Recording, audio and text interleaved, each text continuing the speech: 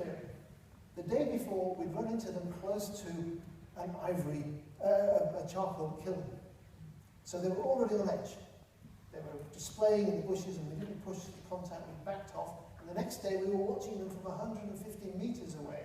And as they crossed this clearing, I was filming them because that way you can count how many elephants and see how many youngsters there are afterwards. And the last elephant to cross the clearing from 150 metres away turned and started running towards us. And the mean team normally operates silently and with a small group of trained men.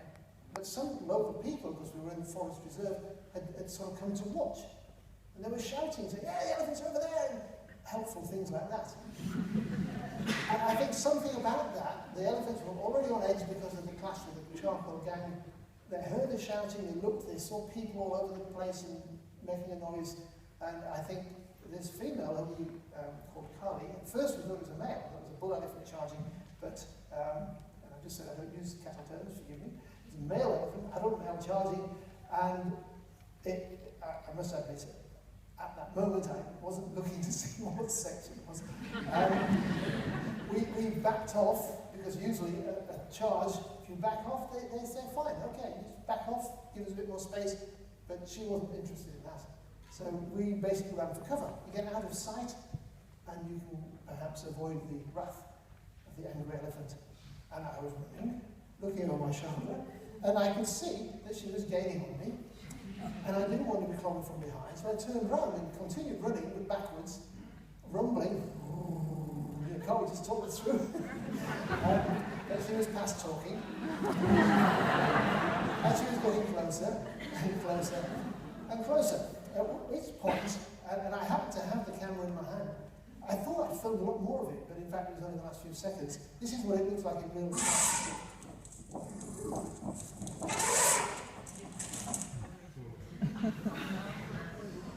And it went black because as my hand holding the camera touched her face, now I was running, she was running, so the relative speed was not so great, but it was enough to send me into a backward roll.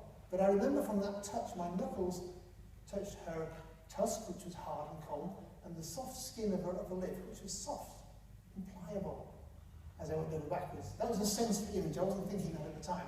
That's what I remember from it. And I went into a backward roll. And I did a backward roll between her front legs. So she's running along, and the human suddenly is doing gymnastics under her. And that seemed actually, afterwards, to be not a bad place to be.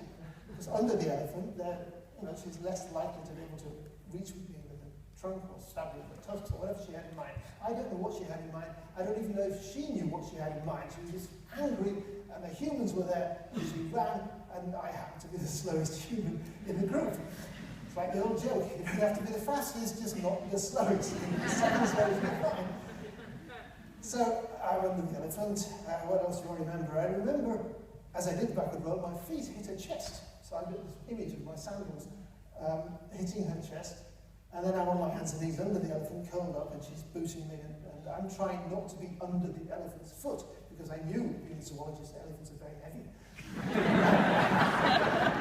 So I was wriggling and trying to keep her feet. I ended up with a big elephant footbridge on my chest, and my ribs were seriously squeezed, and I was also kicked in the back of the ribs. I think that was a kick that sent me out from under the elephant. And at that point, one of the kicks turned the camera back on again. Crazy.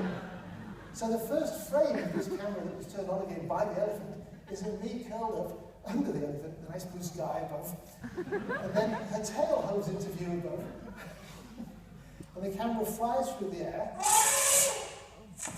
upside down, facing the wrong running way, which is very frustrating, obviously. And then it rested. And you can't quite hear what happened next. Maybe I was talking over it. Just after the trumpet, the camera flew, there were 3 cracks. And the first crack was the first ranger who turned around to see what was happening, fired his gun into the air. Very well trained Kenya Wildlife Service rangers. And he said at the first shot she turned and ran. But the other rangers who were behind cover by her fired into the air too, just to reinforce the message. So you hear 3 cracks. You can watch the whole thing on the Born Free website if you want to see the whole thing. So, lessons from this.